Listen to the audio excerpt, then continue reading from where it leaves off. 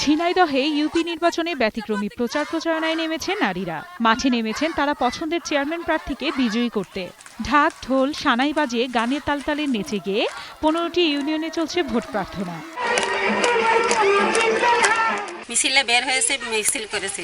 উনি যদি চেয়ারম্যান হন তাহলে আমরা এলাকাবাসী ফুরসন্দি ইউনিয়নের সবাই শান্তিপূর্ণভাবে বসবাস করতে পারবো। একই অবস্থা গাইবান্ধায়ও। আসন্ন নির্বাচনকে সামনে রেখে উৎসবের আমেজ পুরো অঞ্চল জুড়ে। শেষ সময়ের প্রচারণায় জমে উঠেছে সদর ও সাদুল্লাপুর উপজেলার 17টি ইউনিয়ন। প্রচারণায় পুরুষের পাশাপাশি আছে নারীরাও।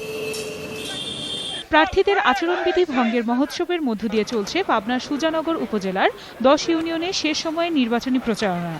আমার লোকজনকে বিভ্রান্ত করে ভয়ভীতি প্রদর্শন করে যে নৌকামার্কার ভোট চালে তোমাদেরকে এই এলাকা থেকে তোমাদের উচ্ছেদ করা হবে। আমরা আতঙ্কিত আছি যে আসলে ফেয়ার নির্বাচন আদৌ হবে কিনা সেটা আমরা প্রশ্নবিদ্ধ।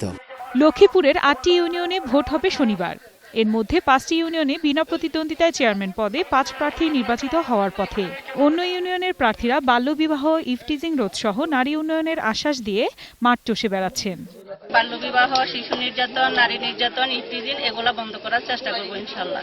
মৌলভীবাজারের রাজননগরে 8টি ও কুলাউড়ার 6টি ইউনিয়নে গণসংযোগ আর ঘরোয়া সভায় ব্যস্ত সময় কাটাচ্ছেন প্রার্থীরা। আর ভোটাররা বেছে নিতে চাইছেন যোগ্য প্রার্থী।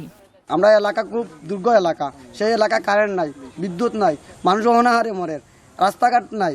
এই কারণে আমরা এই ধরনের মানুষকে ভোট দিব যে ধরনের মানুষে আমাদের জনগণের এবং গরিব দুঃখী মেহনতি মানুষের খেদমত করে। জামালপুরের 2টি উপজেলার 9টি ইউনিয়নে ভোট হবে।